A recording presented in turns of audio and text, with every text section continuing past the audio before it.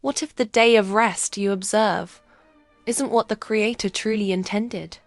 Discover how embracing Yahuah's authentic Shabbat isn't just about a day, but unlocks a profound future spiritual alignment, an inner peace that transcends anything you've experienced, and connects you to divine timing in a way you never imagined. Your future spiritual well-being depends on understanding this. Are you unknowingly missing out on deeper spiritual blessings and genuine peace by following man-made traditions?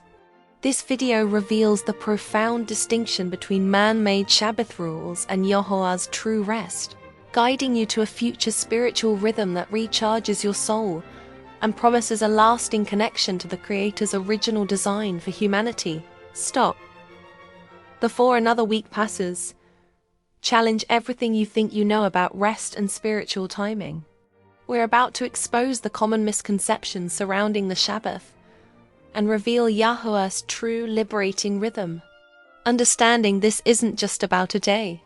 It's about securing profound future spiritual benefits and unlocking a level of peace you've been searching for. Listen to the echoes of an ancient rhythm. Examine how we have inherited chaos instead of balance with our natural rhythm and our Creator. Look at the modern world's relentless pace and the rising mental health crisis.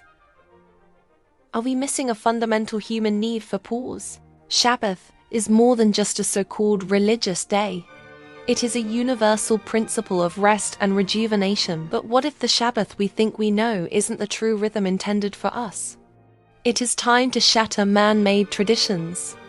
There are common misconceptions about Shabbat observance, such as the legalism, the rigid rules, and the burden. Yahuah never intended for the Shabbat to be a burden. It was made for man, to rest and dedicate the day to Yahuah and learning about Him. It was made for us to forget about our worries and enjoy our time with Him and our fellow believers. The man-made traditions have obscured the original intent of the Sabbath. Observing the true Sabbath is a radical departure from these traditions, focusing on its spiritual core rather than external rituals. Let's unveil Yahuah's true rest day. The Sabbath emphasizes Yahuah's actions and declarations of freedom and healing. We must distinguish between observing a day and entering into a state of rest, a spiritual, mental, and emotional repose. Allow me to illustrate how this true rest liberates us from performance-based living and endless striving, offering genuine peace. When we take a day off from our burdens and we dedicate it to resting in His Word, we are nourishing our soul with the manna from Shemayim, known as heaven.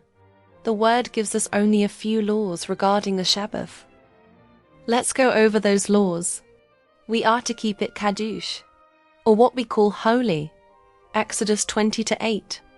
We are to observe Sabbath from evening to evening on the seventh day of the week, Leviticus 23-3. Leviticus 23:32, Exodus 16:26, Exodus 20:10, Exodus 20:11, Exodus 35:2. The seventh Hebrew day of the week is Friday evening to Saturday evening. We are to do no work, Exodus 20:9-11, Exodus 35:2, Genesis 2:2-3. Exodus 20:9-10, Exodus 23:12, Exodus 31:13-16, Exodus 34:21, Leviticus 23:3, Numbers 15:32-36, Deuteronomy 5:13-14. We are to have a kadush, a holy gathering with our spiritual family, Leviticus 23:3. We are not to light a fire, Exodus 35:3, Exodus 16:23, Numbers 15:32-36. We are to do no cooking, Exodus 16:23. We are not to buy or sell, Nehemiah 13:15-22, Amos 8:5. And if we cannot work, no one else shall work for us either. Not strangers or even our animals shall work for us on Shabbat, Deuteronomy 5:14. You should not even schedule packages to be delivered on Shabbat because of this law. We are not to do our own pleasure, and instead we're to delight in Yahuah. Isaiah 58:13-14. We are not to leave our place. Exodus 16:23. To clarify this law, you can go outside and walk and pray, and give the good news to neighbors. Yahusha clarified this for us. He doesn't want us to travel during Shabbath, so we are not tempted to work or buy or sell. This, of course, does not apply to emergencies. Matthew 12:11, Luke 14:5. It is advisable to travel before Shabbath and stay in your place until after Shabbath. The transformative power of authentic alignment with Yahuah as Shabbath. The Shabbath is beyond a day. Embracing Yahuah's Shabbath rhythm impacts our daily lives, relationships, and sense of purpose. The practical benefits of delighting in Shabbath: enhanced creativity, reduced stress, deeper spiritual connection, and holistic well-being.